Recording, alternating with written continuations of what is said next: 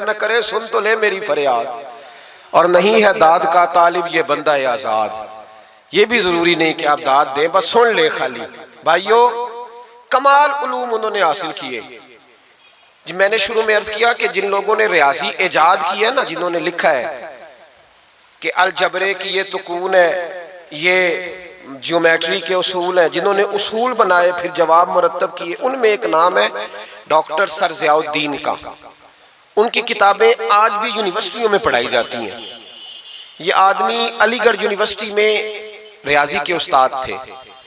तो चूंकि ये तैयार कर रहे थे, इजाद कर रहे थे, बहुत सारी चीजें बना रहे थे, तो एक मसले में उलझ गए। पूरे हिंदुस्तान के रियाजीदानों को खत लिखे, जब मसला हल ना हुआ तो इन्होंने इरादा किया कि ऑस्ट्रेलिया जाऊं, वहां एक सुना है बड़ा अच्छा रियाजीदान है, वीजा अप्लाई कर दिया, टिकट बनवा ली। इनके एक कुलीग थे यूनिवर्सिटी में जो इस्लामियात के उस्ताद थे, उनका नाम था सैयद सुलेमान अशरफ बिहारी। आला हजरत के मुरीद और खलीफा थे, यूनिवर्सिटी में पढ़ाते थे। तो उनसे मुलाकात हो गई सरे रात, तो कहने लगे शाह जी मैं एक मसले में उलझ गया हूं रियाजी के, मेरे लिए दुआ करना। तो शाह जी वर्कर आदमी थे, वर्कर बंदे का काम होता है बंदे को काबू करना। शाह जी कहने लगे क्या मसला है? कहने लगे रियाजी का मसला है, तो मैं ऑस्ट्रेलिया जा रहा हूं बस। शाह साहब कहने लगे ऑस्ट्रेलिया बाद में जाना, पहले मेरे पीर से मिल लो। तो जो मौलवियों के बारे में आज लोगों का ज़हन है, उस जमाने में भी वही था कि इनको क्या पता, मौलवी साहब को क्या पता है जी। वो जो बीए कर लेता है वो दरस निजामी के आलिम से आके पूछता है तुम्हारी तालीम कितनी है। वो खुदा के बंदे, इसने दरस निजामी पढ़ा हुआ है, वो कहता है जी मैं दरस निजामी का आलिम हूं। नहीं वो तो ठीक है, पढ़े हुए कितना है भाई, वो क्या बताए तुम्हें, क्या बात करते हैं साहब, बेटे बैठ बैठ शाबाश। तो आला हजरत के पास वो जब कहा ना कि मेरे पीर के पास चले, तो वो कहने लगे सर ज़ियाउद्दीन के मेरे दिल में ख्याल आया कि मौलवी साहब का रियाजी से क्या ताल्लुक, पर जुबान से मैंने नहीं कहा। अच्छा जी टाइम मिलता है तो चलते हैं। कहते शाह जी फिर अगले दिन मिले स्टाफ रूम में, तो कहने लगे चले फिर आला हजरत के पास। मैंने कहा टाइम मिलता है तो चलते हैं। तीसरे दिन फिर चले, फिर मैंने कहा मैं तो इसको बता के मुसीबत ही गले डाल ली है, ये तो जान ही नहीं छोड़ रहा, अब जाना ही पड़ेगा। कहने लगे कल चलेंगे। वो कहते हैं वही सूटेड बूटेड पेंट कोट जो रिवाज होता है कॉलेज के लोगों का, उसी अंदाज में मैं पहुंचा। असर के बाद हम बरेली शरीफ पहुंचे। इमाम अहमद रजा असर के बाद बाहर बैठते थे, एक कप चाय का लेते थे, सूजी के 2 बिस्कुट खाया करते थे। उनकी आदतें, मुझे अल्लाह ने मौका दिया बरेली शरीफ में रहने का, मैंने वो जगह भी देखी है जहां मेरे आला हजरत बैठा करते थे। आला हजरत रहमतुल्लाह ताला अलैह वहां बैठते थे, लोग आते थे। सैयद सुलेमान अशरफ साहब पहुंचे, अस्सलाम वालेकुम हुजूर ये मेरे कुलीग है, रियाजी का एक मसला है। तो आला हजरत ने फरमाया चाय मंगाओ। तो वो सर ज़ियाउद्दीन कहते हैं मेरे दिल में ख्याल था कि 10 मिनट बैठूंगा, मसला तो मेरा हल होना कोई नहीं, तो चलो ये मेरा कुलीग है 10 मिनट बैठूंगा। कहते हैं वो मैंने कागज आला हजरत को थमाया, मेरे हाथ में चाय की प्याली आ गई, इधर देखना मेरी तरफ। कहते हैं 1.5 मिनट लगा। आला हजरत ने चंद लाइनें खींची और जब उन्होंने मेरे हाथ में मसला पकड़ाया तो चाय की प्याली मेरे हाथ से गिर गई। मेरा मसला जो कोई हल नहीं कर सका वो कर दिया। तो मैंने कहा हुजूर ये आपने कैसे, मैं होता ना आला हजरत की जगह तो मैंने कहना था जनाब बड़े पढ़े हैं, उस्ताद बड़े काबिल थे, हमारे तो बाएं हाथ की खेल है। पर वो आला हजरत थे ना, आजी भी आला दर्जे की थी। मेरे इमाम फरमाने लगे ये लो, कहा हुजूर आपने रियाजी कहाँ पढ़ी? फरमाने लगे जरा लफ्ज देखिए, फरमाने लगे फकीर का रियाजी से क्या ताल्लुक? फकीर का रियाजी से, मैं तो रसूलुल्लाह के दीन का छोटा सा तालिब इल्म हूँ, अगर पढ़ूंगा तो या अल्लाह का कुरान पढ़ूंगा या मोहम्मद अरबी का फरमान पढ़ूंगा, मेरा क्या ताल्लुक? वो तो हमारे पास लोग विरासत का मसला पूछने आते हैं कि एक शख्स इंतकाल कर गया तो उसकी बेटी को कितना मिलेगा, तो बेटे को कितना मिलेगा, तो बीवी है तो कितना मिलेगा, और अगर बच्चे नहीं तो बहन भाई को कितना मिलेगा। तो उसके लिए ना मैंने थोड़ी सी रियाजी सीखी थी। हमारा रियाजी से क्या रिश्ता, मैंने तो रियाजी भी लोगों को नबी पाक का दीन समझाने के लिए सीखी है। तो वो शख्स उठ के खड़ा हुआ, आला हजरत के हाथ चूमे और चूम के कहने लगा मौलाना आपको तो नोबल इनाम मिलना चाहिए, लेकिन सच्चे गुलाम थे ना मेरे नबी पाक के। आला हजरत फरमाने लगे तू नोबल इनाम को छोड़, तू चेहरे पे दाढ़ी रख, 5 नमाजें पढ़ा कर, समझ मुझे इनाम मिल गया। तू सच्चा गुलाम बन जा हुजूर का, समझ मुझे इनाम भाई ये उनके इल्म का, फकाहत का ये आलम था। मेरी बात पे तवज्जो करें जी, बातें ना करें। आला हजरत रहमतुल्लाह ताला अलैह इस तरह उलूम हासिल किए। फिर जरा आगे देखिएगा, फिर उन्होंने पहरा दिया सारी जिंदगी, गलत बातें नहीं आने दी। मुसलमान मुतासर बड़ी जल्दी होता है, यूरोप की पक्की सड़कें देख के मुतासर हो जाते हैं, बस थोड़ा सा उसूल सही है तो मुतासर हो गए। तू भी उसूल पे अमल करना ताकि हमारा भी मुल्क अच्छा हो जाए। मसला तो अमल करने का है ना, वो अमल कोई भी नहीं करता, तो बस बातें ही बातें। आला हज़रत मुतासर नहीं होते थे, कहते थे काफिर को मुतासर होने वाली चीज है, मुतासर नहीं होते। आला हज़रत के जमाने में साइंसदानों ने कहा जमीन घूमती है। आज भी हमारे बच्चे पढ़ते हैं ना, जमीन गोल है, जमीन पढ़ते हैं कॉलेजों में। आला हज़रत फरमाने लगे पागलो, जब नबी पाक सल्लल्लाहु अलैहि वसल्लम का फरमान मौजूद है कि जब अल्लाह ने जमीन को पैदा किया तो ये कांपने लगी। रब करीम ने पहाड़ बतौरे मीखे बना के इसमें लगा दिए, पहाड़ बतौरे मीखों के किले बना के लगाए, जमीन ठहर गई। जब हुजूर ने कह दिया ठहर गई तो मैं कैसे मान जाऊं घूमती है। हम नबी पाक की बात मानेंगे कि साइंसदान की बात मानेंगे। आला हज़रत ने पूरी किताब लिखी है जमीन साकिन है, और 521 दलाइल दिए, कुरान की आयात भी, अहादीस भी, और साइंसदानों का जवाब साइंसदानों की जुबान में। वो मुतासर नहीं होते थे, कहते थे हम तौहीद को मानने वाले, हम कैसे मुतासर हो। फिर साइंसदानों ने कहा आला हज़रत के जमाने में कि कश से शकल है। समझा तो पा रहा हूं ना मैं आपको अपनी बातें, चले ऐसे ऐसे कर दे थोड़ा सा, मुझे पता चल जाए आपको समझ आ रही है। ये मैं खिलाफ हूँ ये हाथ खड़ा कराने के, और मैं इसके खिलाफ हूँ। मैं समझता हूँ कि संजीदगी भी एक हुस्न है, तो ये काम होना चाहिए, जोश पैदा करता है, लेकिन कसमें नहीं डालनी चाहिए। वो एक नात खां था, एक जगह पे मैं हाजिर था, ज्यादा जगहों पे तो जाता भी नहीं, मुश्किल होता है, तबीयत ऐसी है। तो उसने कहा जेड़े जेड़े ईमानदार हो हाथ खड़े करो। मैं क्या खुदा दे बंदा जेड़ा नहीं चुकता हो कदों बेईमान है। तो ये वैसे भी सुभान अल्लाह, अगर तुझे राजी करने के लिए कहेंगे तो सवाब ही कोई नहीं होना जी। मैनू मजा नहीं आया सुभान अल्लाह को, भाई तेरे लिए कही तो सवाब ही कोई नहीं। ये सवाब उस वक्त होगा जब अल्लाह की रिजा के लिए कहेंगे। तो क्या चक्कर में डाल दिया, बड़े बूढ़े बाबे बेचारे बैठे होते हैं, बेइज्जत कर दिया जाता है महफिल में। आपको ज़ौक़ ही नहीं है जी, आपको पता ही नहीं है। तुम्हें ज्यादा पता है, ज्यादा पता है। एक नकीबे महफिल साहब इसी तरह मैं किसी जगह पे मौजूद था तो जोर लगाने लगे, कहने लगे तुसी बड़े बद ज़ौक़ को बोल दे नहीं। मैंने साथी से पूछा, मैंने कहा कितने पैसे लिए इसने आने के? कहते 40,000। तो मैं उन्होंने आख्या, मैं क्या ना बंदे उन्होंने बेइज्जत कर, तू पैसे लेके मुफ्त आए नहीं सारे, ये तेरे से ज्यादा नहीं है। तो ये बाहर निकले, ये अभी रबीउल अव्वल आएगा तो कोई तमाशा ना लगाना, जमात बदनाम होती है, खबरदार कतन कोई तमाशा ना लगाना। यहाँ बोलियां लगती हैं, जिसकी सुर सीधी है वो पैसे कमा के ले जाता है, और जो आपको 5 नमाजें पढ़ाता है उसकी किताबें सारी जिंदगी पूरी नहीं होती। खुदा का खौफ करो, करो मदह अहले दुवल रजा, पड़े इस बला में मेरी बला, मैं गदा हूं अपने करीम का, मेरा दीन पा रहा है ना नहीं। आप उलमा से बात करें, और नात सुननी है तो मेहरबानी करो, जो डेरा गाजी खां में नात पढ़ता है उसकी भी सुन लिया करो, वो भी हुजूर का जिक्र ही करता है। बस कर दें, ये जमात बड़े संजीदा, ये स्टेज गैर संजीदा लोगों का नहीं है, ये स्टेज अल्लामा अहमद सईद काज़मी का है, ये स्टेज मुहद्दिस आज़म पाकिस्तान मौलाना सरदार अहमद का है, और ये स्टेज मेरे आला हज़रत फाज़िल बरेलवी का स्टेज है। हम किसी को गैर संजीदा काम नहीं करने देंगे, इसलिए मेहरबानी फरमाएं, हक की तरफ तवज्जो करें, हक की तरफ। मुझे एक बच्चे ने आके कहा मेरे अब्बा जी इंतकाल कर गए, मैं बड़ी सारी महफिल कराना चाहता हूँ। मैंने कहा ज्यादा सवाब पहुंचाना है, अब देखोगे थोड़ा। कहता जी ज्यादा ही पहुंचाना है। मैंने कहा जा अपने शहर में घूम, जिस जिस आलिम के पास फतावा रज़विया नहीं उसे खरीद के दे, तेरे अब्बे को ज्यादा सवाब मिलेगा, जा दे जाके। इसलिए कि 18-19 हजार की किताब है, जिस आलिम की तनख्वाह 10,000 है वो कैसे खरीदेगा। ये वाली नेकी करो। ये किस चक्कर में कौम लग गई? मेहरबानी करें, बाहर आए। इतना नुकसान कर लिया हमने, यहाँ आपने कवाल अमीर कर दिए या पीर अमीर कर दिए। पीर और जाली, असली लोगों की बात नहीं करता, जाली पीर। मेरे पास एक बच्चा आया करता था, मैं मजमून पे ही रहूंगा लेकिन ये बातें करनी भी बड़ी जरूरी है।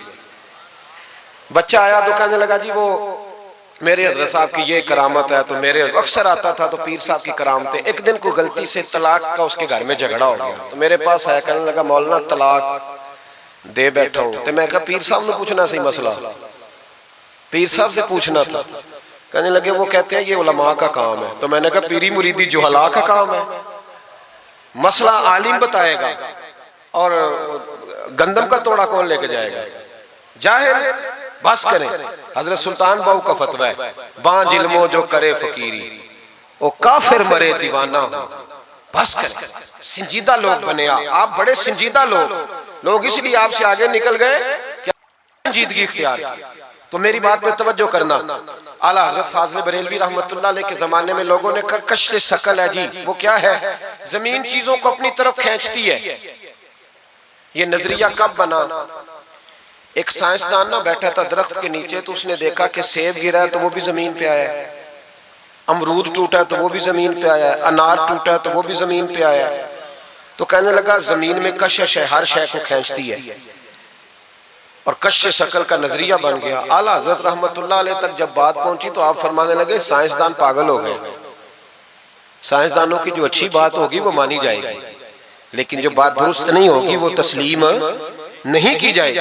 आप फरमाने लगे ये क्या बात हुई कि आधा किलो का सेब तो जमीन ने खींच लिया, अमरूद भी खींच लिया, अनार भी खींच लिया, और गुब्बारे में 1.5 छटाक हवा भर दिया, वो जमीन से खींचा नहीं गया, वो ऊपर उड़ गया है। फरमाने लगे ये कैसा कश्श शकल है? 1.5 छटाक हवा होती है ना गुब्बारे में, वो जमीन से खींचा।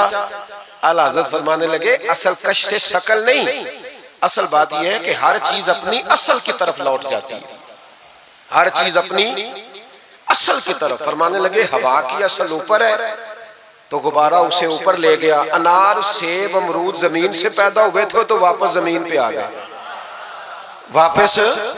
आज भी डॉक्टरों ने बड़ा परेशान किया हुआ है। हम लोग जाते हैं, सुन सुना के आ जाते हैं, इल्म नहीं ना होता।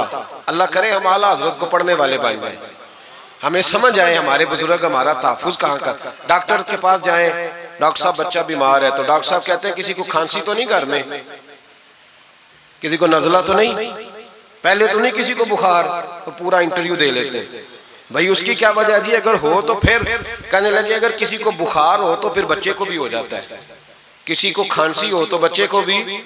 समझ आ रही है? कहते हैं ना डॉक्टर इस तरह से, ये बीमारी किसी और को तो नहीं फैमिली में। और मैंने कहा डॉक्टर साहब आप क्या बात कर रहे हैं?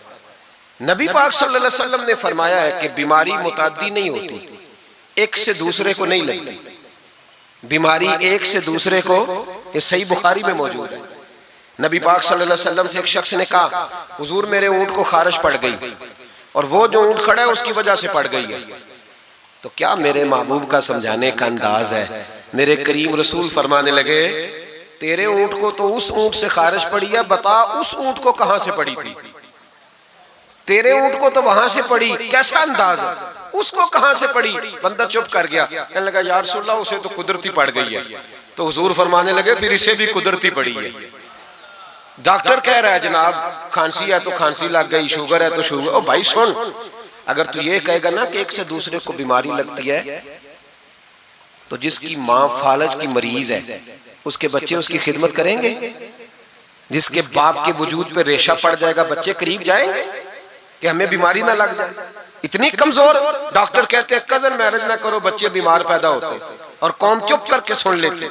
डॉक्टरों को बताओ कि हम डॉक्टरों पर ईमान नहीं लाए, अल्लाह रसूल पे लाए हुए। हमारा ईमान अल्लाह रसूल पे है, डॉक्टर पे नहीं है। जो सही बात करेगा डॉक्टर वो मानेंगे, गलत बात नहीं तस्लीम करेंगे। ये मेरे आला हजरत की फिक्र है। डॉक्टर कहते हैं कजन मैरिज ना करो, बच्चे बीमार पैदा होते हैं, तो मौला अली और हजरत फातिमा का रिश्ता क्या है? नबी पाक सल्लल्लाहु अलैहि वसल्लम ने खुद अपने सगे चचा की बेटी जनाब उम्मे हानी को दावत निकाह दी थी। कजन मैरिज में कोई मसला होता तो हुजूर ये काम करते थे। कजन मैरिज हो तो बच्चे बीमार पैदा नहीं होते, कजन मैरिज हो तो बच्चे हसन और हुसैन जैसे पैदा होते। इस तरह के नौनिहाल अल्लाह ताला अता करता है, उनके तरीकों पर चलने वाले पैदा होते हैं। खुदा का खौफ करो। आप जैसे तैसे, एक मैं रावलपिंडी में था तो एक बच्चा कहने लगा जी मिसवाक के साइंसी फायदे बयान कर दे, मिसवाक के। तो मैंने कहा बेटे साइंस अगर कह भी देना मिसवाक नहीं करनी चाहिए तो हमने फिर भी करनी है। सारी साइंस कहे ना करो तो हम फिर भी मिसवाक, इसलिए कि मिसवाक करना मेरे मुस्तफा का तरीका है सल्लल्लाहु। आला हजरत ने अकीदा तौहीद मजबूत किया। एक और चक्कर है बाबा जी का, बाबा जी सरकार जो एक महीना ना नहाए वो छोटा बाबा, और जो 6 महीने गुस्ल न करे वो बड़ा बाबा। बाबा जी को नमाज नहीं सीधी आती और बाबा जी सरकार बने हुए, हाल ही कोई नहीं, जो अल्लाह के खाते पढ़ गए। और बाबा किस्मत का हाल बता रहा है, दरवाजे पे रोटियां मांगने आते हैं, किस्मत का हाल बताते हैं, अपनी इतनी खराब है कि मांगते फिर रहे, और कौम बेचारी हाल दिखा रही है, हाल बता रही है, अपना ये बेड़ा गर्क हुआ। मुझे आपका तो नहीं पता, हमारे देहातों में ना ये कभी कभी सोना भी डबल करते थे मांगने वाले, यहाँ भी होता है ये काम जी। वो सोना लाओ जी, तुम्हारा सोना डबल कर दे, वो पता तब चलता है जब सिंगल भी गायब हो जाता है। बावों के लग गए, फूकों पे लग गई। मुझे एक शख्स करामा सुनाने लगा, कहने लगा मेरे हजरत साहब के पास लोग दूर दूर से दम कराने आते हैं। और मैंने कहा दम कराना जायज है, तवीज देना जायज है, लेकिन मैंने किसी के हदीस में नहीं पढ़ा कि कोई बंदा यमन से हुजूर के पास दम कराने आया है, मिस्र से दम कराने आया है। दम कराना बिल्कुल दुरुस्त है, हम खुद करते कराते हैं, लेकिन ये असल दीन नहीं। नबी पाक के पास ना कोई शाम से तवीज लेने आया, ना दम कराने आया। रसूल पाक के पास तो जो भी आया करता था नबी पाक का दीन ही सीखने आता था। तो दीन की बात कर, दम दुरूद की ना सुना, ये तो जिमनी बात है, ये तो ज़ैली बात। आला हजरत दरवाजे पे खड़े थे, एक बाबा मांगने वाला आ गया। आला हजरत से कहने लगा 10 रुपए दो वरना आपका मकान उलट दूंगा। ये नफसियाती कब्जा कर लेते हैं। तो माँ भी बडेरी कहती है दे दो, कहीं वाकई ना उलट दे। आला हजरत ने ये अकीदा नहीं हमें सिखाया कि हम रस्सियों से डरते फिरें। इतना कमजोर ईमान, लोग अपने साये से डरने लग गए। बाबा जी कह गए, और छोड़ बाबा जी के मुंह से कौन सा कुरान हदीस निकलता है, बस कर दे। किस चक्कर में कौम को डाल दिया। आला हजरत रहमतुल्लाह अलैह दरवाजे पे खड़े, फिक्रे रजा से मीनार है ना, तो सुनो फिर फिक्रे रजा क्या है, सुनो फिर ये रजा के नेजे की मार है कि अदू के सीने में गार है, किसे चारा जोई का वार है कि ये वार वार से पार है। आला हजरत रहमतुल्लाह अलैह दरवाजे पे खड़े थे, बाबा जी आ गए, कहने लगे 10 रुपए दो। 10 रुपए का माना उस जमाने में यही था जो आज 10,000 का माना है। 10,000 मांग लिया, कहने लगा दो नहीं तो मकान उलट दूंगा। आला हजरत फरमाने लगे तू 10 के 20 मांग, मैं देने को तैयार हूं, पर मकान उलटने वाली बात गैर शरीया, ये वापस ले ले। शरीयत तुझे ये कहने की इजाजत, मेरी बातों की समझ आ रही है आप हजरात को? वो कहने लगा नहीं मैंने उलट देना है। आला हजरत की वालदा बूढ़ी औरत अंदर से बोली, कहने लगी अहमद रजा दे दो, फकीरों से नहीं उलझते।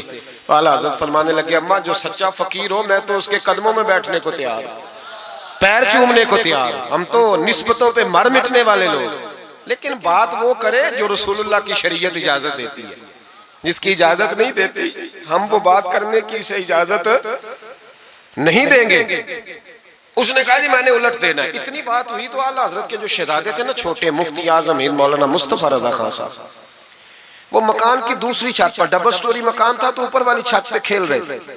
उनका पैर फिसला, वो गर्दन के बाल अंदर गिर गए, अंदर से शोर उठ गया, बच्चा गिर गया। बच्चा वो फकीर भी सीधा हो गया, देखा ना नहीं ना पैसे दिए, तो शहजादे गर्दन के बाल गिरे ऊपर वाली मंजिल से। लेकिन सुन्नियों किधर खो गए मैं और आप? मेरे आला हजरत का अकीदा सुनो। फाज़िल बरेलवी अंदर नहीं गए, हालांकि हुजूर अलैहिस्सलाम का फरमान मौजूद है कि औलाद आदमी को बुज़दिल कर देती है, औलाद के हाथों बंदा कमजोर हो जाता है। अंदर नहीं गए, वहीं खड़े रह के कहने लगे अम्मा मेरा एक बेटा है, मेरा 1000 भी हो तो मैं सारा नबी पाक की शरीयत पे कुर्बान कर दूंगा, लेकिन किसी बावे की मैं गलत बात मानने को तैयार है। आला हजरत की जुबान से ये लफ्ज निकले तो साहबजादे उठ के दौड़े आए, कहने लगे अब्बा जी जरा इधर तो देखें, मैं दूसरी मंजिल से गिरा हूं पर मुझे खराश भी कोई नहीं आई, मुझे खराश भी कोई नहीं आई, देखे मेरे कपड़ों को मिट्टी भी नहीं लगी। आपके 2-3 मुरीद खड़े थे, कहने लगे हुजूर ये आपकी करामत है। आप फरमाने लगे मेरी करामत नहीं, ये मेरा अकीदा है, तौहीद है, ये मेरे रब पर ईमान है, खराश नहीं आई। अब उस फकीर को फरमाने लगे आला हजरत के तू कहता था मकान उलट दूंगा, चल उलट ना, फिर 10 रुपए नहीं लेने, उलट। चुप कर गया। तो आला हजरत, लोग कहते हैं मौलवी साहब के पास क्या है? जिसके सीने में रसूलुल्लाह का दीन है उसके पास कुछ नहीं, तो फिर किसी के पास भी कुछ नहीं। हाँ जिम्मेदारी से कह रहा हूं, किसी के पास कुछ नहीं। अगर जिसके सीने में कुरान और सुन्नत का नूर है, अगर उसके पास ही कुछ नहीं। सुनो, आला हजरत ने अपना जूता उलट दिया, फरमाने लगे अगर ताकत है तो मेरा जूता सीधा करके दिखा। तो मकान उलटने की बात करता है ना, पंजाबी का एक शेर है, आपकी समझ में आ गया तो ठीक है, ना आया फिर भी ठीक है। वो एक पंजाबी के दरवेश कहा करते थे, एक सिठ ते पखड़ा कुआर गंदल, असी और भी बूटियां जान ले। पता है हमें सारे गुरुओं का है, चलो करामत ना दिखाए तो बात अलग है, पर खबर हमें है। फरमाया चलो सीधा करो, उसने पूरा जोर लगाया पर जूता सीधा, पसीने आ गए। तो कहने लगा जी मैं माफी मांगता हूं, आज के बाद ऐसी बात नहीं करूंगा। आला हजरत वली थे तो वली सखी होता है, जेब से हाथ निकाले, फरमाया तू 10 मांगता था, अल्लाह 20 लेके जा, लेकिन गैर शरी बात खुदारा बस करो। जो हमें हमारे बुजुर्गों ने नजरियात दिए उन पर कायम रहो। अकीदा रिसालत, आला हजरत के जमाना मुबारका में एक मौलाना ने कह दिया कि हुजूर के बाद भी कोई नबी आए तो खत्म नबूवत में फर्क नहीं पड़ता। तवज्जो है मेरी बात पर? इधर देखो मेरी तरफ। आला हजरत ने पता क्या जवाब दिया? आला हजरत फरमाने लगे तू कहता है आ जाए तो फर्क नहीं पड़ता, हम कहते हैं आए क्यों हुजूर के बाद?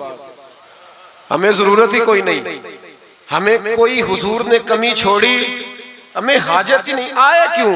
आला हजरत ने फतवा कुफ्र दिया। एक मौलाना उठे तो कहने लगे जैसा इल्म नबी पाक को है वैसा जानवरों पागलों सबको है। फिर वो कहने लगे मेरी बात का ये मतलब था, वो मतलब था, सच्चे दिल से, बड़े ठंडे दिमाग से। देखिए मैं कोई ऊंचा नहीं बोल रहा, कोई जोश में नहीं हूं। देखो एक बंदा कहता है जैसा इल्म नबी पाक को मिसाल देता है कि ऐसा अताई इल्म तो जानवरों पागलों सबको हासिल है। वो कहता है मेरा ये मतलब है, मेरा वो। हमारा सवाल ये है कि तुझे ये बात कहने की जरूरत क्या है? बोले है कोई जरूरत? नहीं तुसी बोल दे नहीं यार, हाँ तो कर दे, है कोई जरूरत? भाई मतलब जो बात में बयान करना है कि ये मतलब था तो वो मतलब था, तो ये बात कहनी चाहिए, क्यों कही? आला हज़रत रहमतुल्लाह अलैह फरमाने लगे तू पागल हो गया, कुरान नहीं पढ़ता। वअल्लमका मा लम तकुन तअलम, अल्लाह फरमाते हैं महबूब जो आप नहीं जानते थे मैंने सारा ही आपको सिखा दिया है। फरमाया जिसका उस्ताद रब हो उसे कोई कमी रहती है? फरमाने लगे तू ये मिसालें देता है, हमारा अकीदा ये है कि अल्लाह ने गैब के खजानों की कुंजियां ही अपने नबी को अता फरमा दी। एक मौलाना और उठे, कहने लगे नमाज में नबी पाक का ख्याल आए तो नमाज टूट जाती है। लोग कहते हैं लड़ो ना, हम नहीं लड़ रहे भाई, हम तो उम्मत को इकट्ठा करना चाहते हैं। लेकिन इधर देखो ना, आपके सामने कोई बंदा खड़ा होकर कह दे कि नबी पाक का ख्याल आए तो नमाज टूट जाती है, तो आप उसके गले में फूलों का हार डालेंगे? क्यों? मुरब्बत करो ना, मुरब्बत का दर्ज दे रहे हो, मुरब्बत करो। चले आपको एक मिसाल देता हूँ बड़ी सादी। उसने कहा जी हुजूर का ख्याल आए तो नमाज टूट जाती है। नमाज में आप दुरूद शरीफ के बाद दुआ पढ़ते, दुआ कौन सी है? रब्बना इग़फिरली, आती है ना आप सबको, पढ़िए जरा, रब्बना इग़फिरली। इसका तर्जुमा क्या है? या अल्लाह मुझे भी बख्श दे और मेरे माँ बाप को भी। तो जब ये दुआ मांगी तो अब्बा जी का ख्याल नमाज में आया कि नहीं आया? अम्मा जी का? सुन्नी थोड़ा सा अगर आप समझे ना, मेरा सुन्नी एक ही बात करता है, जब इससे कोई बंदा मसला पूछता है ना तो सुन्नी कहते हैं मैं तो पढ़ा हुआ ही नहीं। ओ खुदा के बंदे आज पढ़ के जाना सारी महफिल, और आइंदा जुमा भी अपने खतीब के पास पढ़ना जरा ध्यान से, फिर अगला भी पढ़ना, फिर तो इंशाल्लाह कहेगा नहीं मैं पढ़ा हुआ नहीं। भाई नमाज में आयत पढ़ते रब्बना इग़फिरली, तो अब्बा जी का ख्याल आता है कि नहीं? तो नमाज टूट गई कि रह गई? अम्मा जी का ख्याल आता है कि नहीं? आला हज़रत फरमाने लगे अगर तेरा बाप जो बेनमाजी हो, अनपढ़ हो, उसका ख्याल आने से नमाज नहीं टूटती, तो फिर सुन हमारा अकीदा क्या है। तू कहता है नबी पाक का ख्याल आ जाए तो नमाज टूट जाती है। आला हज़रत फरमाने लगे हमारा अकीदा ये है कि जब तक रसूल पाक का ख्याल आए ना हमारी नमाज होती ही नहीं, होती नहीं जब तक। कुछ लोगों ने कह दिया नबी पाक हमारी तरह बशर है।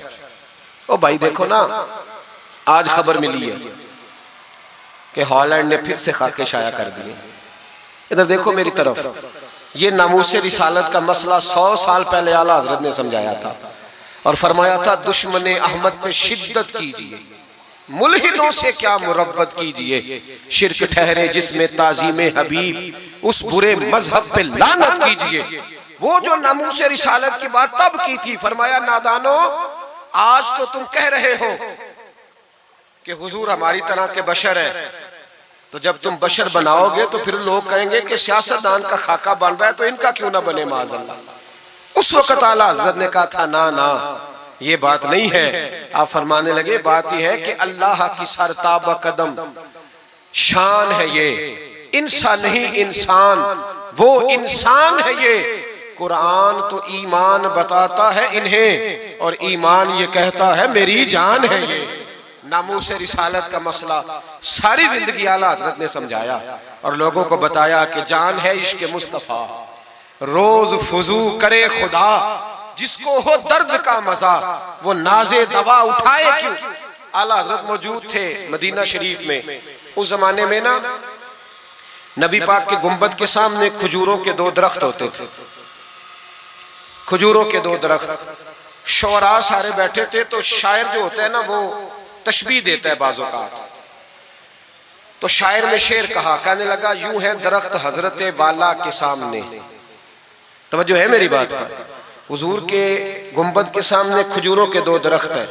शायर ने शेर लिखा, यूं है दरख्त हजरत वाला के सामने, मजनू खड़ा हो खैमाए लैला के सामने। आला हजरत फरमाने लगे ये शेर मेरे नबी पाक की शान के लायक। फरमाने लगे तुमने हुजूर के खैमे को, नबी पाक के गुंबद को लैला का खैमा बना दिया, ये क्या बात हुई। तो लोग मानते भी नहीं ना, वो भी ना माने। कहने लगे जी इतराज करना आसान है, शेर कहना मुश्किल है, आप बताएं शेर कैसे कहना चाहिए। फरमाया लफ्ज वो कहो जो हुजूर की शान के लायक है, जो शान के लायक नहीं वो लफ्ज न कहो। शेर क्या कहा, कहने लगे यूं है दरख्त हजरत वाला के सामने, मजनू खड़ा हो खैमाए लैला के सामने। आला हजरत फरमाने लगे गलत है तशबीह। कहा जी आप बता दे। तो आला हजरत फरमाने लगे सुनो फिर, यूं है दरख्त हजरत वाला के सामने, कुदसी खड़े हैं अर्शे मुअल्ला के सामने। गोया कुदसी खड़े हैं अर्शे। ये फाज़िल बरेलवी रहमतुल्लाह अलैह का अंदाज है। नामूस रिसालत के बारे में कभी किसी को गुंजाइश, हमारे एंकर टीवी पे बैठ के अभी भी बातें होंगी सवेरे बड़ी, मौलवी जज्बाती है जी, ये कहता है कि गुस्ताखाने रसूल से रिश्ता तोड़ो, और सारे एंकर हमारे बच्चों को खराब करते हैं। कहते हैं जी हुजूर ने तो अपने बेअदब को माफ किया। बिल्कुल माफ किया है, बिल्कुल माफ किया। नबी पाक ने अपने बेअदब को माफ किया है, पर हजरत अबू बकर सिद्दीक ने हुजूर के बेअदब को कोई नहीं माफ किया। हजरत उमर ने हुजूर के बेअदब को माफ, हजरत उस्मान गनी ने माफ, मौला अली ने माफ, इन लोगों ने हुजूर के बेअदब को माफ।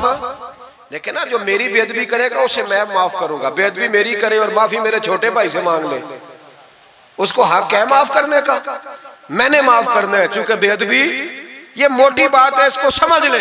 इस इज्तिमा में मैं हुकूमत पाकिस्तान को मशवरा देता हूँ, बड़ा बड़ा ठंडा मशवरा देता हूँ कि अगर बचना चाहते हो ना तो इनसे ताल्लुक तोड़ लो और इन्हें सख्त जवाब दो, बच जाओगे। वरना जो उनसे रिश्ता नहीं तोड़ेगा वो खुद भी नहीं बचेगा, वो राह में बह जाएगा, वो अल्लाह की पकड़ में आ जाए, उसके लिए मुश्किल हो जाए। खुदारा सख्त जवाब दो, तुम्हें अल्लाह ने मनसब दिया, मौका दिया, सख्त जवाब दो, स्टैंड लो। लोग कहते हैं उलमा की तकरीरों से क्या होता है, हमारी तकरीरों से गाजी इल्म दीन शहीद पैदा होते हैं, हमारी तकरीरों से आमर चीमा शहीद पैदा होते हैं, हमारी तकरीरों से गाजी मुमताज हुसैन कादरी पैदा होते हैं, ये यहाँ से पैदा होते हैं। इसलिए मेहरबानी करें, खुदा का खौफ करें और सख्त जवाब दें, और अपने मुसलमान होने का, आप मुसलमान हैं, मुसलमान होने का सबूत दे, सख्त जवाब दे। और अगर वो नहीं मानते तो गुजारा खाने पीने रोटी के बगैर हो जाता है, पर नबी पाक के बगैर नहीं होता। इसलिए मेहरबानी करो, उनको करारा जवाब जाना चाहिए। आप तायीद करते हैं मेरी बात की, सारे हज़रात होना चाहिए ना जी ऐसा। अल्लाह आपको जज़ा दे। आगे बढ़िए। आला हज़रत रहमतुल्लाह तआला अलैह ने इल्म सिखाया लोगों को। उनका कमाल पता क्या था, हम ना कमजोर दलाइल के साथ मैदान में उतरते हैं तो फिर हमसे लोग काबू नहीं आते। हमें ना स्टडी करनी चाहिए, पढ़ना चाहिए। हमारे यहाँ पढ़ने पढ़ाने का रिवाज नहीं, बल्कि अब तो जब से ये सोशल मीडिया आया है, मुफ्ती भी सारे फेसबुक के रह गए।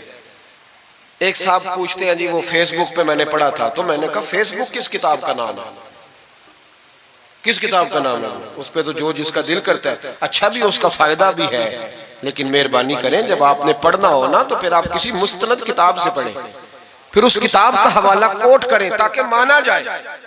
आला हज़रत मसला बताना भी जानते थे और मनवाना भी जानते थे। उनकी किसी किताब का कोई जवाब और जब जवाब नहीं होता तो बंदे गालियां देते हैं, और जब सामने वाला गुस्से में आ जाए तो समझो उलझ गया है, अब दलाइल कोई नहीं तो अब गुस्सा करके भागना चाहता है। आला हजरत का एक फतवा है, मेरी बातों की समझ आ रही है आप हजरात को? पीछे वाले जरा कम कम हाँ ना कर रहे हैं, आ रही है जी आप हजरात को समझ? माशाअल्लाह कोरम भी पूरा हो गया आपका, थोड़ी तवज्जो करें मेरी बात पर। आला हजरत रहमतुल्लाह ताला अलैह का एक फतवा है, आला हजरत का फतवा है कि जुमे की जो दूसरी अजान है ना, बाज मस्जिदों में खतीब के सामने होती है, फरमाया खतीब के सामने नहीं देनी चाहिए, बाहर दरवाजे पे देनी चाहिए। आला हजरत का फतवा है। अब मेरी बात भी जरा ठंडे दिल से सुन लें, अगर कोई खतीब के सामने देता है तो अजान उसकी भी हो जाती है, समझ आ रही है? सुबह रटा ना डाल देना अपनी मस्जिद में जाके कि जी उन्होंने तो ऐसे कहा है तो आप ऐसे करते हैं। लोग अपनी इरादा होता है ना लड़ाई करने का, तो बहाना कोई और बना लेते हैं। तो आप कोई किसी का प्रोग्राम हो तो मेरी बात सामने रख के लड़ाई ना करे। जिस मस्जिद में खतीब के सामने भी जुमे की दूसरी अजान होती है, अजान वहां भी बोलिए हो जाता है। आला हजरत का फतवा है कि बाहर देनी चाहिए, पूरा रिसाला लिखा है आला हजरत, और आप दलील ये देते हैं, आप फरमाते हैं कि खतीब तो आया बैठा है, बाहर अजान पढ़ो ताकि बाहर किसी के कानों में जाए कि टाइम हो गया है, खतीब को सुना रहे हो, वो तो आया है। उस पर दलाइल दिया आला हजरत ने, क्योंकि फुरोई मसला है, इख्तलाफ का हक रखते। जबलपुर में आला हजरत चले गए तो वहाँ कुछ मौलाना हजरात ऐसे थे जो नाराज हो गए, कहने लगे जी हम 50 सालों से ऐसे ही कर रहे हैं, इन्होंने नया फतवा दे दिया। उन्होंने आला हजरत पे मुकदमा कर दिया। ये कुछ लोग कहते हैं ना जी मुझे 40 साल हो गए, आप आज बात बता रहे हैं, तो भाई इल्म का ताल्लुक तजर्बे से नहीं होता कि 40 साल का बंदा तजर्बा कर ले तो नमाज सही हो जाती है, उसके लिए नमाज सीखनी पड़ती है, याद करनी पड़ती है। तजर्बे का ताल्लुक इल्म से, वो सीखना पड़ता है। आला हजरत रहमतुल्लाह ने फतवा दिया कि बाहर अजान पढ़ो। एक आदमी ने मुकदमा कर दिया, कचहरी चला गया कि देखें जी इन्होंने आके नया मसला छेड़ दिया और हमारे खिलाफ फतवा दे दिया। आला हजरत फरमाने लगे किसी के खिलाफ नहीं दिया भाई, मैंने तो मसला पूछा तो बता दिया। हर बंदा कबूल करने की सलाहियत भी नहीं रखता, हक कबूल करने के लिए भी दरिया जितना दिल चाहिए, कबूल करना भी बड़ा मसला है। उसने मुकदमा कर दिया अंग्रेज की अदालत में, अगरचे जज मुसलमान था, और आला हजरत कभी अंग्रेज की अदालत नहीं जाते थे, फरमाते थे अदालत वो होती है जहां अदल होता है, इसको कचहरी कहते थे, और कभी नहीं गए थे अदालत। फरमाते थे जब निजामे मुस्तफा अलैहिस्सलाम नाफिज होगा फिर जाएंगे। मुखालिफिन ने मुकदमा कर दिया। वो जो सामने आवाज देता है ना जज के, फुला बिन फुला हाजिर हो, हमारे यहाँ तो उसे अदरी भी कहते हैं, हाकर भी कहते हैं, आप पता नहीं क्या नाम देते हैं उसको, क्या कहते हैं जी उसको यहाँ, चले जो भी है, नुमाइंदा कह लें आप जज का, मैं तफसील में जाता नहीं। उसको कहा जाता है ना फुला बिन फुला को बुलाओ। समझ आ रही है आप हजरात को?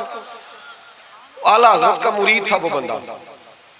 जब पता चला ना उसके जज के पास मुकदमा है, तो आला हजरत ने बुला के उसे सारी बात समझा दी। वो मुखालिफिन जब कचहरी पहुंचे तो आला हजरत गए कोई ना, वो कहने लगे देखा वो आया नहीं, हम जज साहब को कहेंगे वो तो अदालत को भी कुछ नहीं समझता, देखो ना नहीं आया, जरा मसाला लगाएंगे और जल्दी फैसला होगा। जज मुसलमान था, उसने केस सारा पढ़ा, समझ गया कि मसला ये है कि एक मौलाना कहते हैं अजान खतीब के सामने दो, दूसरे कहते हैं वहां दो। जब बारी आई ना उस केस की, केस पढ़ के ना तो अपने उस नुमाइंदे को कहने लगा मौलाना अहमद रजा बिन नकी अली खां को बुलाओ। उसको आला हजरत ने समझाया हुआ था, उसने पता क्या किया, जज के कुर्सी के सामने खड़े होके तो कानों में उंगलियां दे ली, कहने लगा मौलाना अहमद रजा वल्द नकी अली खां हाजिर हो। तो जज कहने लगा वो बाहर जाके कहने लगा जी यही बात तो मेरे आला हजरत फरमाते हैं, यही तो वो कहते हैं कि उन बाहर जाके खतीब तो आया बैठा है, यही तो वो कहते हैं, यही तो मसला है।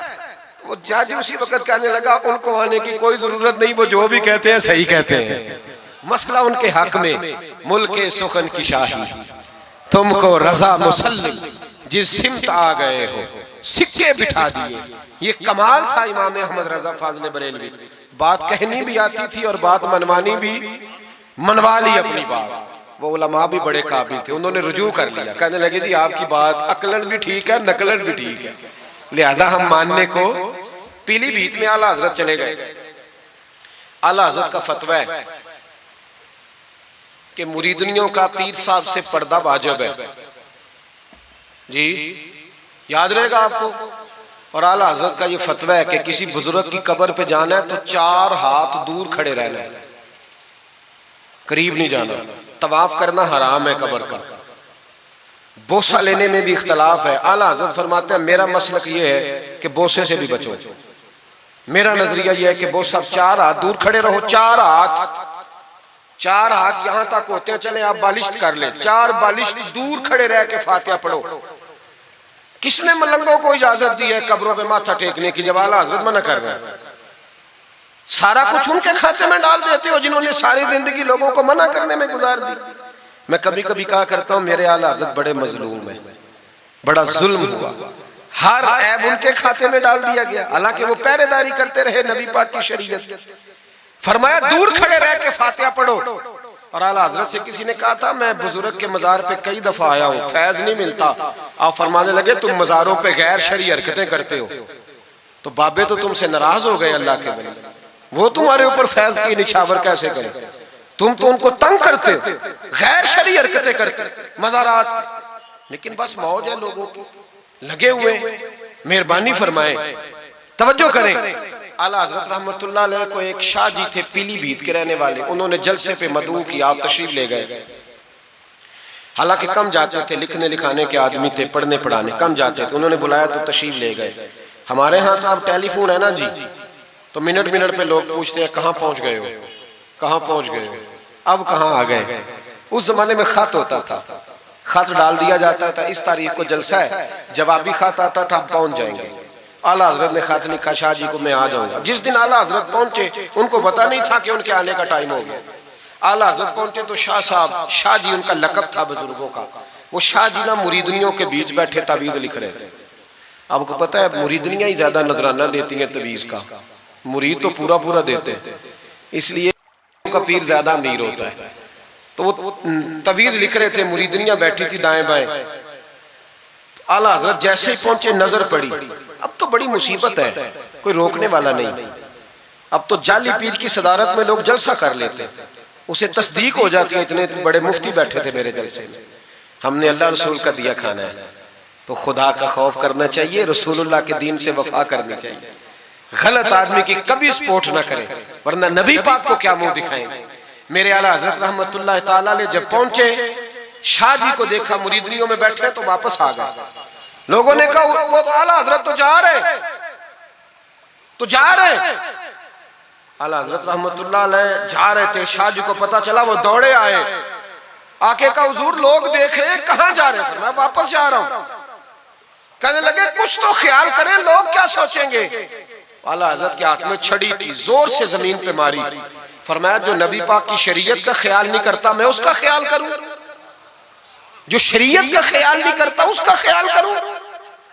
शरीयत का बस समझ लेंगे जुमला, जो शरीयत का ख्याल ना करे कभी उसका ख्याल, और जो शरीयत का ख्याल करे उसके पैरों में बैठे रहो, उसकी नौकरी करो, उसकी ड्यूटी करो, उसकी गुलामी करो, लाजमी करो।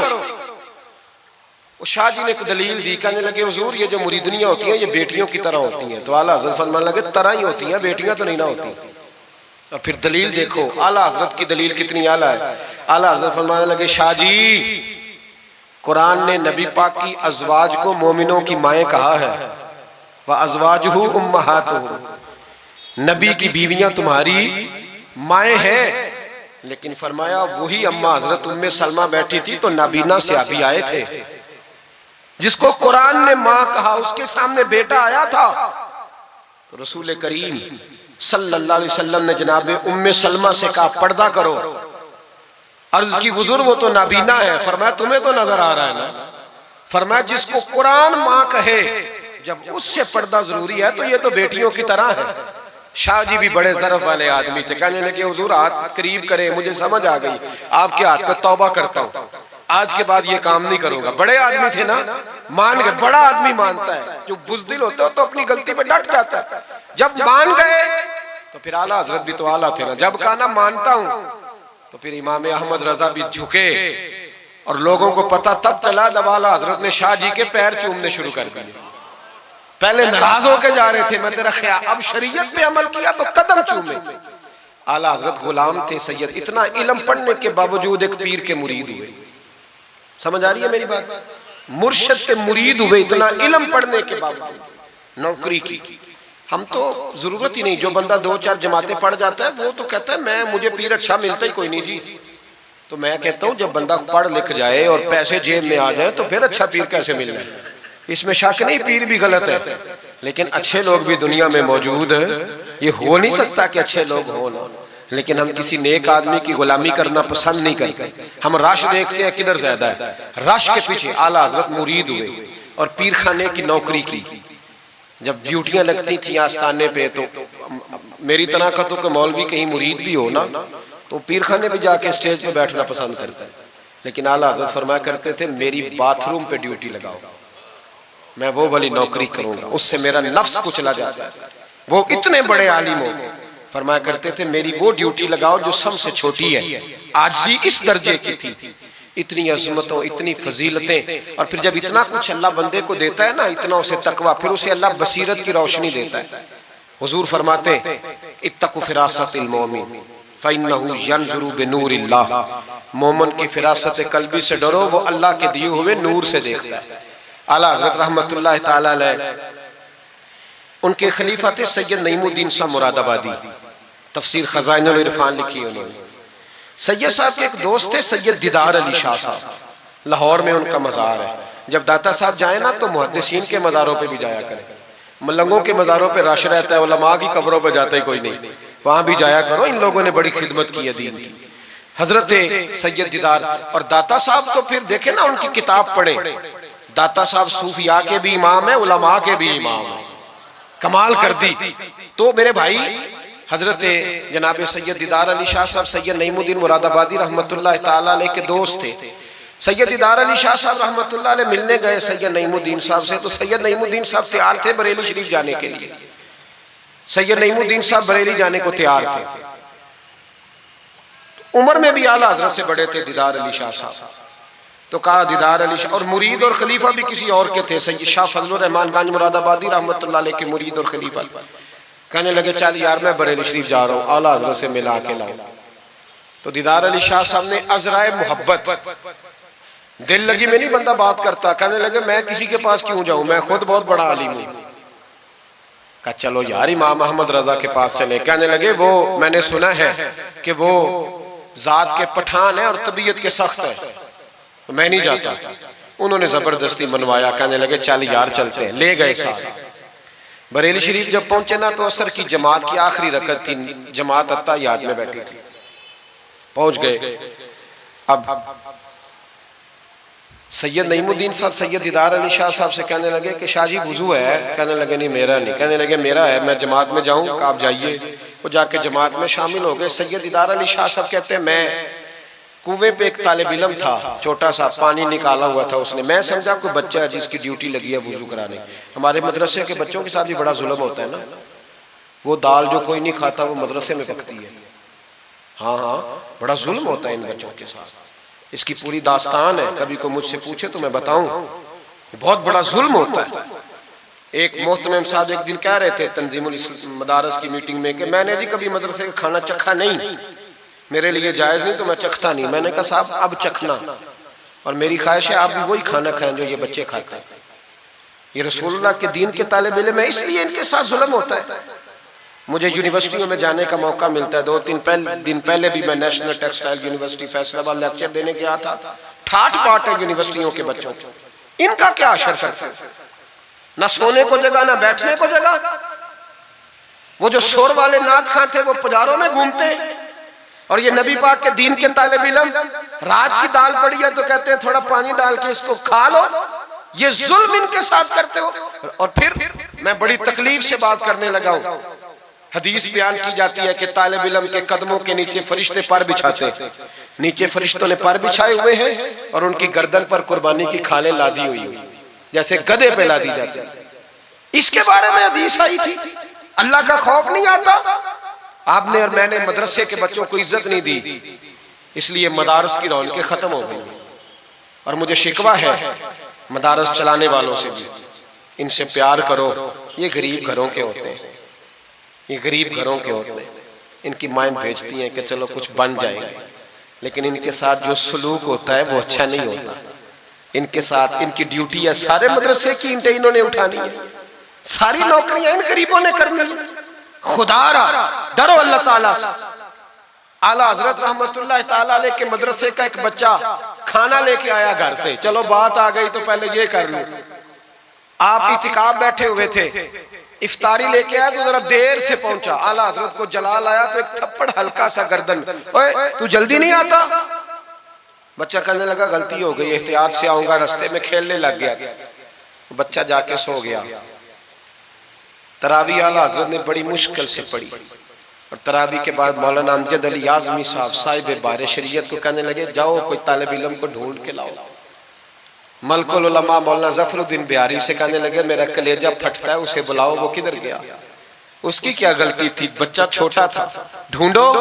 सारी रात उलमा ढूंढते रहे, तालिब इल्म छोटा था। बड़ी तकलीफ में होते हैं ये बच्चे। हमने ये वक्त गुजारा है, मैं देर से जब जलसे से आता हूँ तो मैं इनकी रजाइयाँ सीधी करता हूँ, मैं इनके कपड़े देखता हूँ, मेरा कलेजा फटता है। ईद के मौके पर इन्हें वो वाले जोड़े दिए जाते हैं जो बाजार में बिकते हैं, इन्हें खैराती समझ के रोटी दी जाती है सिर्फ इसलिए कि ये रसूलुल्लाह का दीन पढ़ते पढ़ा। वो बच्चा किधर है, उसको बुलाओ। सारे उलमा ढूंढते रहे लेकिन वो तालिब इल्म मिला नहीं, सारे ढूंढते रहे। वो कहीं सो गया, ठंड थी, सफों में छुप के सो गया। सहरी के वक्त उठा, मेरे आला हज़रत सारी रात सोए नहीं। सहरी के वक्त वो आया तो लोगों ने देखा कि करोड़ों लोगों का पेशवा, बेहिसाब फजाइल रखने वाला आलिम दीन इमाम अहमद रजा एक गरीब तालिब इल्म के सामने अत्ताहियात की हालत में बैठ के हाथ बांध दिए और कहने लगे भूल गया था, बूढ़ा हो गया हूं ना, कुछ बातें ज़हन से उतर जाती, माफ कर दे बेटा, गलती हो गई। जितने उलमा थे रोने लगे, हुजूर आप ये क्या कह रहे हैं? फरमाया यार छोटा सा फूल सा दिल था बेचारे का, टूट गया हो, चल माफ कर दे, आइंदा नहीं करता। कहने लगा हुजूर आप जैसे राजी हैं मैं भी राजी हूँ। फिर फरमाने लगे यार नाबालिग तो माफ करने का भी हक नहीं रखता। फिर उसका हाथ पकड़ के अपने चेहरे पे मारा, बदला ले।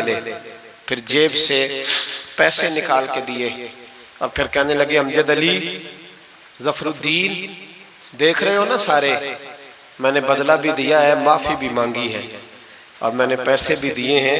अगर अल्लाह ने कयामत के दिन इस तालिब इल्म के बारे में पूछा तो मेरी गवाही दोगे ना? कहोगे ना यार, कहोगे ना? ओ भाई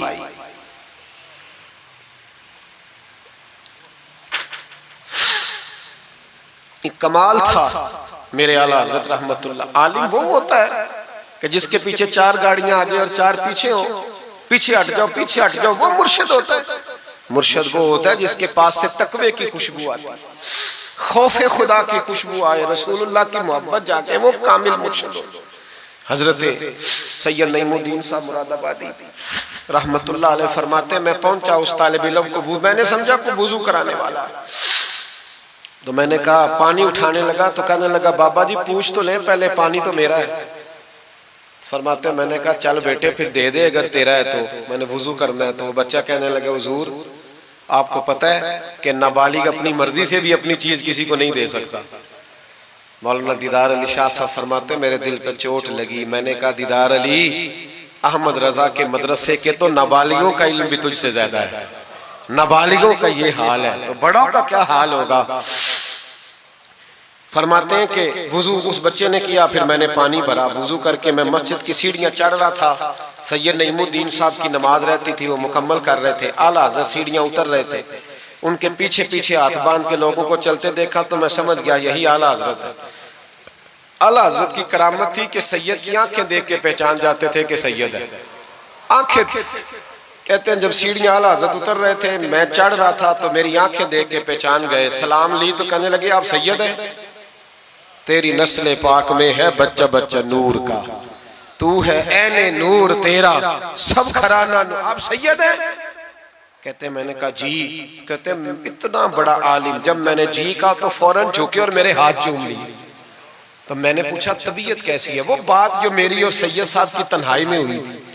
मैंने कहा आला हज़रत से पूछा हुजूर तबीयत कैसी है? तो कहने लगे शाह जी जात का पठान हूं, तबीयत जरा सख्ती है मेरी, पठान जो हूं तो जरा तबीयत सख्ती है, क्या करूं।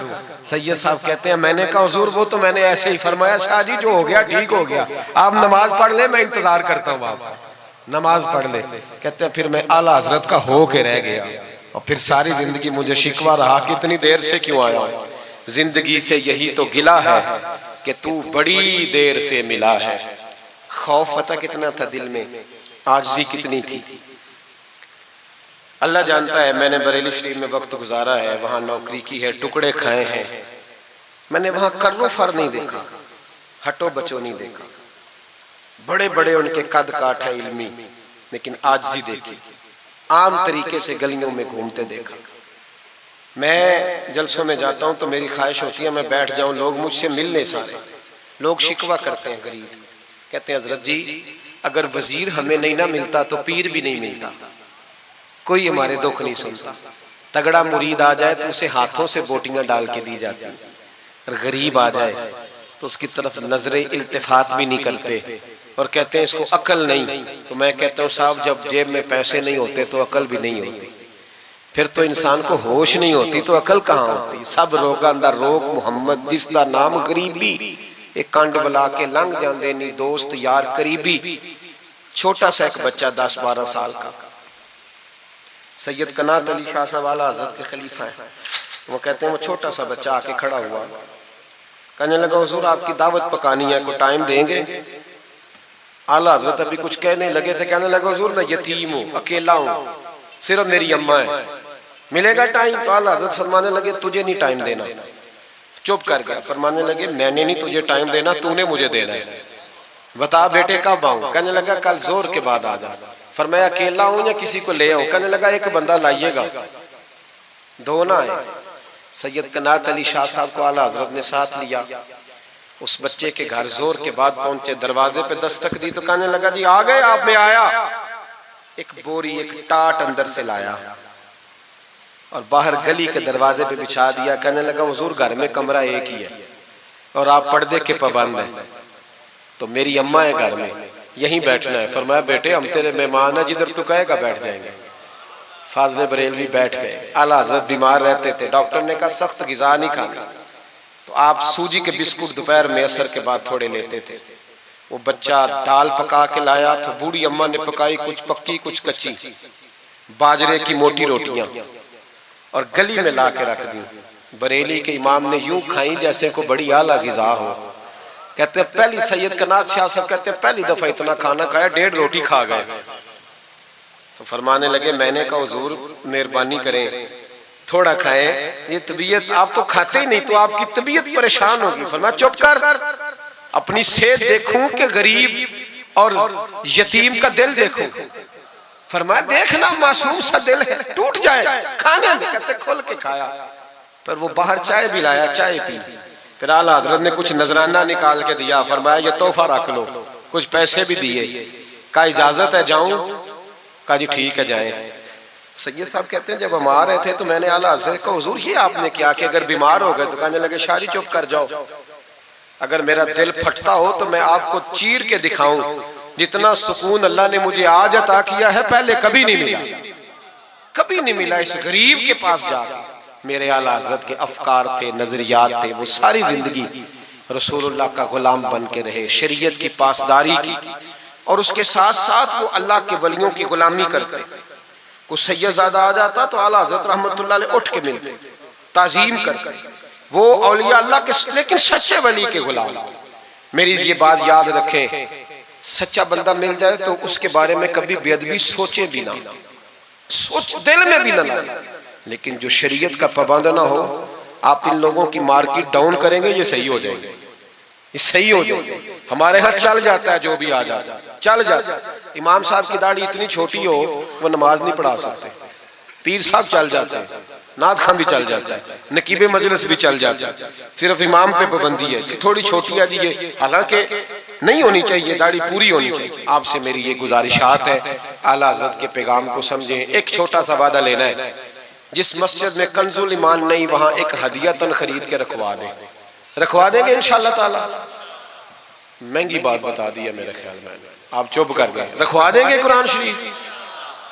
और जिसके पास 10 रखवाने की तौफीक है वो 10 रखवा दे और अपने उलमा को आला हज़रत की किताबें खुद खरीद कर पहुंचाएं, लाइब्रेरियों में रखवाएं, उनका पैगाम आम करें, लोगों को दें और तलकीन करें कि इसे पढ़ें। जो सोशल मीडिया इस्तेमाल करने वाले हैं वो उलमा से ले लें, आला हज़रत के फतावा जात, वो उसको आगे शेयर करें, उनकी बातें आगे पहुंचाएं, अपनी अपनी जिम्मेदारी का एहसास करें। नमाजें 5 मस्जिद में बाजमात पढ़ें। ये दाढ़ी नबी पाक की सुन्नत है और अल्लाह ने सिर्फ मर्दों को दी है, औरत को नहीं दी। उसने मर्द के चेहरे पर पसंद की। नबी सारे दाढ़ी वाले, सहाबा सारे दाढ़ी वाले, अहले बैत सारे, औलिया अल्लाह सारे। जो लोग कहते हैं ना नेक होकर रखनी है, उनके लिए मशवरा यह है कि दाढ़ी रख लो, नेक हो जाओगे इंशाअल्लाह ताला। दाढ़ी नेक बना ले। और जिसने रखी है ना वो भी अपनी मर्जी की ना रखे, नबी पाक की मर्जी की रखे। पूरी एक मुट्ठी दाढ़ी रखे, पूरी एक मुट्ठी दाढ़ी रखें और अपने घर में पर्दा कराएं, पर्दा कराएं। याद रखें हर इमारत को गुलाफ नहीं चढ़ता, सिर्फ बैतुल्लाह को चढ़ता है। हर कुरान, हर किताब को गुलाफ नहीं चढ़ता, सिर्फ कुरान पाक को चढ़ता है। हर बीबी पर्दा नहीं करती, सिर्फ सैयदा फातिमा की मानने वाली पर्दा करती अपनी। और याद रखें वो बेटा, वो भाई, वो शौहर मुजरम होगा जिसकी बीवी पर्दा नहीं करती। खुदा रहा, ये आला हज़रत का मिशन है, पैगाम है। ये वाहद वली है आला हज़रत औलिया अल्लाह में से वाहद। हर वली की अलग अलग शान होती है ना, जिसमें वो मुमताज होता है। जनाब सिद्दीक अकबर सदाकत में बात, हालांकि सखी भी बड़े, एक शान इन्हें इनफिरादी मिली आला हज़रत। आला हज़रत की ज़ौजा अपने दौर की बहुत बड़ी वलिया थी और बाकायदा पढ़ी हुई नहीं थी, लेकिन इतनी शनासा हो गई थी कि आला हज़रत कहते किताब उठा के ला तो किताब ले आती, फलानी किताब ला ले आती। छुरी के साथ कलम बना के रखती, स्याही रखती, कागज देती। आखिरी उम्र में मेरे आला हज़रत ने फरमाया तूने बड़ी खिदमत की, मांगा कुछ नहीं, कुछ मांग ले। तो अम्मा जी उठ के करीब बैठ गई, कहने लगी कुछ देना है ना तो मेरी बख्शिश की दुआ कर दे। अंदाज देखो, बीवी, बाहर लोग तकरीरें सुनते हैं, घर वाले किरदार देखते हैं। इसलिए घर वालों को मुतासिर करना, जरा वो किरदार देखते हैं, वो तकरीर नहीं ना सुनते, किरदार देखते हैं।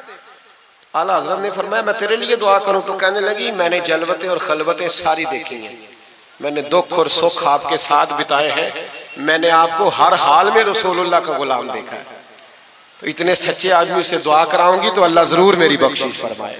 ये किरदार था। मुझे कहा गया कि मैं अपने पीरो मुर्शद हजरत सैयदना व मुर्शदना हुजूर ताजुश शरिया शहजादा आला हजरत हजरत शेखुल इस्लाम वल मुस्लिमीन मुफ्ती अख्तर रजा खान साहब रहमतुल्लाह अलैह के बारे में कुछ कहूँ, न मेरी हैसियत है, न मेरी औकात है, न मेरे लफ्ज़ों में इतनी ताकत है। ये तो कुछ ड्यूटी लगी हुई है तो कुछ बात कर लेते हैं। हुजूर ताजुश शरिया आला हजरत के पड़पोते थे।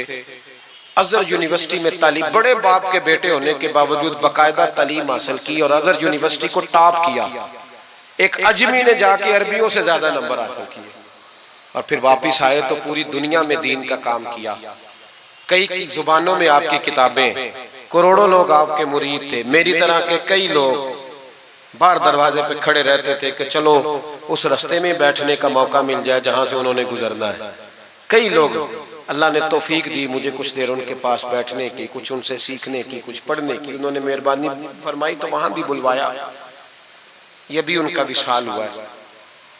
करोड़ों लोगों ने नमाज जनाजा पढ़ी है, करोड़ों लोगों, करोड़ों। और इंडिया की मीडिया ये कहता है कि हमें समझ नहीं आई कि करोड़ों लोग आए हैं पर पत्ता भी कोई नहीं टूटा, पत्ता भी कोई नहीं टूटा।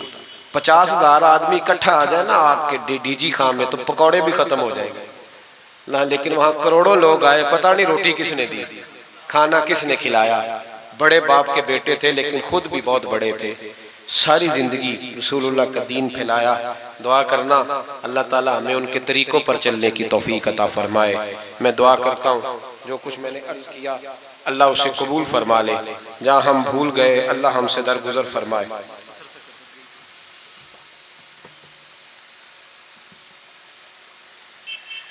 आप मुझसे अगर कहेंगे तो फिर सोशल मीडिया पे तो बड़ी बातें कौन कौन सी बयान करूंगा। तो बहरहाल हजरत इब्राहीम अलैहिस्सलाम के बारे में कुछ कहने को कहा गया। हजरत इब्राहीम अल्लाह के दोस्त है। वत्तखज़ल्लाहु इब्राहीम खलीला, अल्लाह के खलील है। यारों के यारों पर बड़े मान होते हैं, बड़ा प्यार होता है। फरिश्तों ने एक दफा शिकवा किया था कि या अल्लाह तूने यार बनाया है, उनके पास बड़ी बैल, बड़ी गाय, बड़े तूने ऊंट दिए हैं, बड़ी बकरियां दी हैं, तो यार तो उन्होंने बनना ही था। तो रब करीम ने फरमाया जाओ इम्तिहान कर लो। तो एक फरिश्ता आके ना फसल में बैठ गया, जैसे बड़ी फसल होती है ना कमाद की, तो वो जिक्र करने लगा अल्लाह ताला का, कोई भी जिक्र, सुबहान अल्लाह व बिहम्दिही सुबहान अल्लाह, मुख्तलिफ रिवायतों में मुख्तलिफ लफ्ज में। हजरत इब्राहिम को सुना तो बड़ा मजा आया, तशरीफ ले गए ढूंढते ढूंढते। तू जिक्र कर रहा था, कहाँ?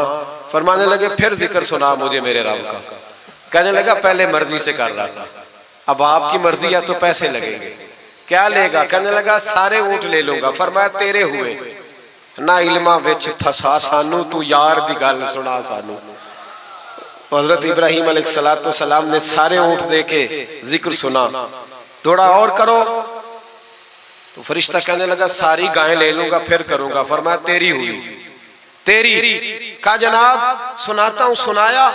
थोड़ी देर के बाद कहने लगे और जिक्र करो। कहने लगा सारी बकरियां ले लूंगा। फरमाया तेरी हुई। ये जिक्र का भी एक नशा है, यार की बात का भी एक नशा है, ये नात की भी एक लज्जत है। ये जब लग जाती है तो फिर रोज दिल करता है, रोज। फरमाया सारा कुछ तेरा हुआ। जब सब दे बैठे तो कहने लगे थोड़ा और सुना। कहने लगा अब क्या दोगे? तो आप फरमाने लगे जानवर संभालने के लिए तुझे किसी की मदद की भी तो जरूरत है ना, तो मुझे रख ले, मैं तेरी मदद करता रहूंगा, तो मुझे रब का जिक्र सुनाते रहेगा। तो हजरत इब्राहिम अलैहिस्सलाम ने जब फरमाया तो फरिश्ता कहने लगा ऐ अल्लाह तूने सही बंदे को खलील बनाया, ये इस काबिल है कि तेरा खलील। आप भी मेहरबानी करें, कुछ दे अल्लाह के रास्ते में, कुछ दे अपने इदारों की, मदारस की, मसाजिद की, गरीबों की, यतीमों की मदद करें ताकि अल्लाह की खिल्लत का मामला हो। औरतों के महफिल मिलाद के बारे में पूछा गया, औरतें मिलाद करेंगी घर के अंदर करें, लेकिन गुजारिश ये है कि आवाज मर्दों तक न जाए और सिर्फ खवातीन का इज्तिमा हो, उसमें मर्द ना हो। कोशिश करें औरत की आवाज का भी पर्दा है तो वो इस तरह महफिल मिलाद करें कि ज्यादा से ज्यादा बापर्दा रहे, लेकिन जाना चाहिए, शरीक होना चाहिए। जाएंगी तो दीन का पता चलेगा। अल्लाह ताला तौफीक अमल अता फरमाए। हमेशा मिदहत खैरुल अनाम में गुजरे, दुआ है ये उम्र दरूद व सलाम में गुजरे। आखिर दावाना अनिल हम्दुलिल्लाह रब्बिल आलमीन।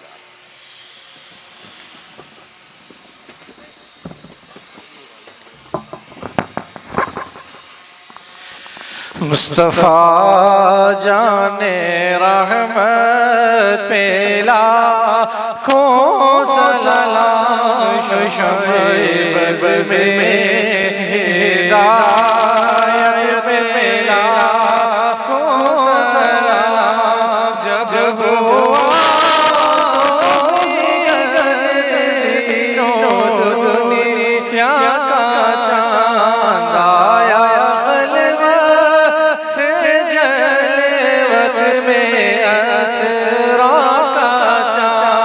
निकला जिस मसूदे बदहा का चांद, सुहानी घड़ी चमकाता है बाका चांद, उस दिल अफरोज साथ पे लाखों मुस्तफा जाने रहमत पे लाखों सलाम। किस्साए तूरो मेराज समझे कोई, फर्क मतलूब तालिब का देखे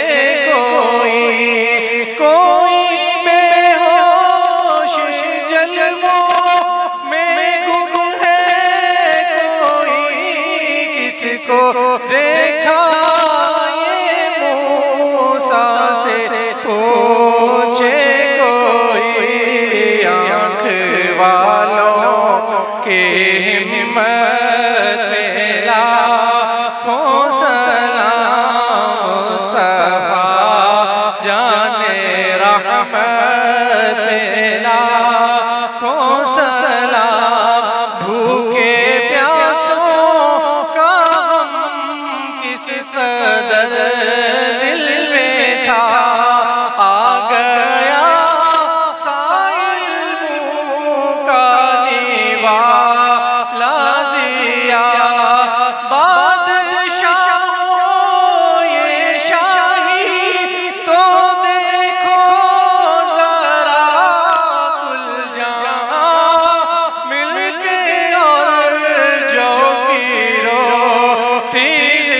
रेज़ा उस शिकम की क़नाअत पे लाखों सलाम मुझसे खिदमत कुदसी कहे हाँ रज़ा वो रज़ा आला हज़रत बरेली के शाह जिनकी घर घर अता सुन्नते मुस्तफ़ा डालती क़ल्ब में अज़मते मुस्तफ़ा जिसका सुन्नी मनाते हैं यो मेरा रज़ा उस इमाम अहले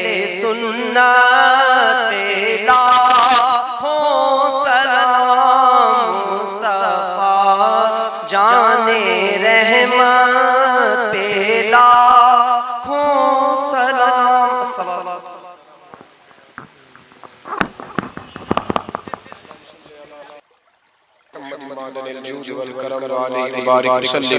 अल्लाह हमारी इस हाज़िरी को कबूल फरमा, हमें दीन के साथ इखलास नसीब फरमा।